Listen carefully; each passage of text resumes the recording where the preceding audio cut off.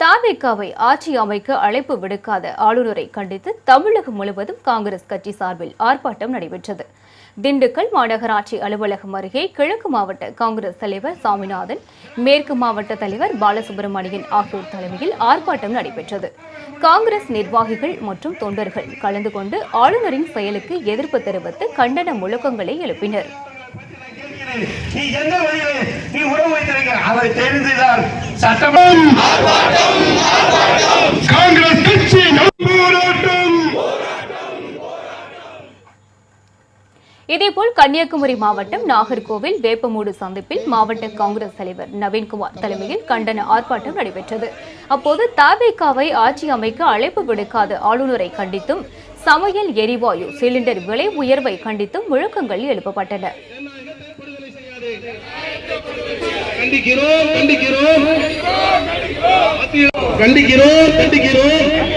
விஜய் அவர்களை உடனடியாக அவர்கள் அழைத்து ஆட்சி கோர வேண்டும், அவருக்கு பதவி பிரமாணம் செய்து வைக்க வேண்டும் என்ற கோரிக்கையை முன்னெடுத்து இந்தியாவில் கட்டுக்கடங்காமல் சென்று கொண்டிருக்கும் சமையல் எரிவாயு சிலிண்டரின் விலையேற்றத்தை உடனடியாக திரும்ப பெற வேண்டும் என்ற கோரிக்கையை முன்வைக்கிறோம்.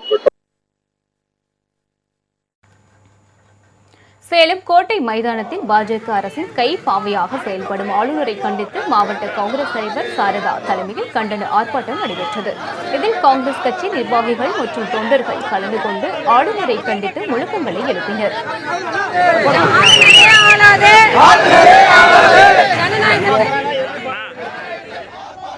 கடலூரில் மாவட்ட காங்கிரஸ் தலைவர் ரங்கமணி தலைமையில் ஆர்ப்பாட்டம் நடைபெற்றது.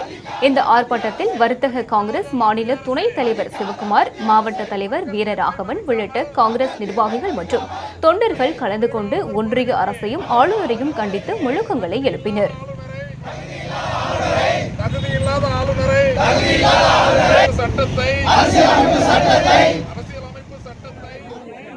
நாமக்கல் மாவட்டம் திருச்செங்கோடு அண்ணா சிலை அருகில் மாவட்ட காங்கிரஸ் தலைவர் சதீஷ்குமார் தலைமையில் ஆர்ப்பாட்டம் நடைபெற்றது.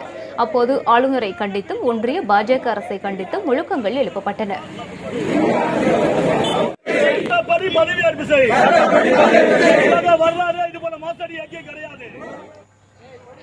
திருவள்ளூர் அரசு மருத்துவக் கல்லூரி அருகில் மாவட்ட காங்கிரஸ் தலைவர் சசிகுமார் தலைமையில் கொட்டும் மழையில் நனைந்தபடி காங்கிரஸ் கட்சியினர் ஆர்ப்பாட்டத்தில் ஈடுபட்டனர். அப்போது ஒன்றிய அரசுக்கும் ஆளுநருக்கும் எதிராக கண்டன முழக்கங்களை எழுப்பினர்.